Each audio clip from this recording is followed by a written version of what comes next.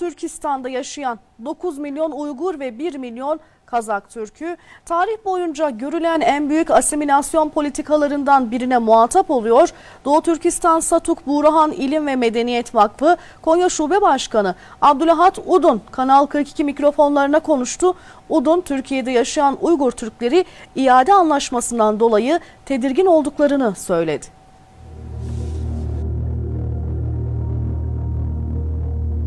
Çin hükümetinin sistematik baskı ve asimilasyonlarla dini, etnik, kültürel ve siyasal anlamda soykırıma varan faaliyetleri her geçen gün dünya kamuoyunun daha çok gündemine geliyor.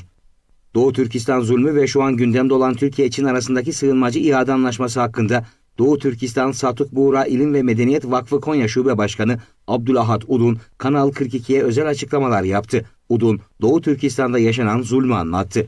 Yani şimdi bildiğimiz üzere şu an orada 3 milyon ile 5 milyon arası bizim Doğu Türkistanlı kardeşlerimiz kamplarda ya da işte benzeri hapishanelerde tutulmakta. Onların işte eğitim kampları diye adlandırdıkları rehabilitasyon merkezi gibi yerlerde onların tabiriyle eğitim ama bizim gözlemlediğimiz ya da dışarıdan duyduğumuz kadarıyla tam bir zulüm kampında işkence çekiyorlar.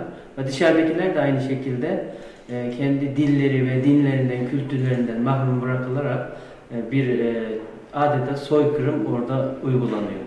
Suçluların karşılıklı iade edilmesi kararının mecliste tartışılıyor olmasının üzücü olduğunu belirten Udun, kanunun uygulanmaması kanaatinde olduklarını söylediği, tedirgin olduklarının altını çizdi. 2019'da Nisan ayında Sayın Cumhurbaşkanımız Recep Tayyip Erdoğan bunu mecliste gündeme getirilebilir, uygun görülmüştür diye bir imzalı şeyi var.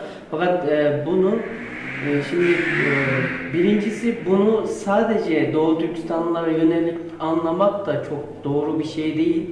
Çünkü adı üzerinde suçluların karşılıklı iade edilmesi deniyor. Fakat burada çok önemli bir nokta var. Birincisi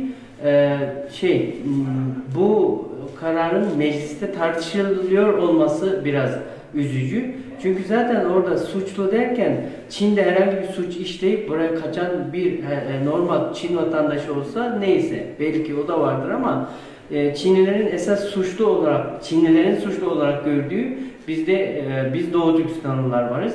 Bu yüzden biz buradaki Doğu Türkistanlılar tedirgin olmalı değil. Fakat benim görüşüm de inşallah onaylanmaz. Onaylanırsa da bunların belirli şartlarla mesela bizim orada kardeşlerimizin zulüme uğraması ve bizim suçsuzlarla oraya götürülmemiz neden olacak bu kanunun uygulanmayacağı kanaatindeyiz biz. Udun, Çin'in Doğu Türkistan'a uyguladığı zulüm karşısında birkaç ülke yeni bu olay gündemine taşıyıp tartışsa da yaşanan zulme yeterli tepkinin gösterilmediğini ve sessiz kalındığını belirtti. Büyüyen bir ekonomi, dünyadaki ikinci güç olan bu Çin'in karşısında kimi ülkeler, yani Batı ülkelerinden Amerika olsun ya da İngiltere gibi ülkeler biraz ses çıkarmayı başladıysa da zaten onlar da 2018'den beri, 2016'dan beri hatta yapılan bu kamp ve oradaki zulümleri daha yeni gündeme taşıyıp tartışmaya başladılar. Ama bu yine yeterince ses getirdiği anlamına da gelmez. 39 ülkenin bu zulme karşı tepki gösterdiğini ifade eden Udun, Türkiye'nin farklı bir politika izlediğini söyledi. Şimdi Amerika başta olmak üzere İngiltere, Avustralya ondan sonra gibi 39 ülke var.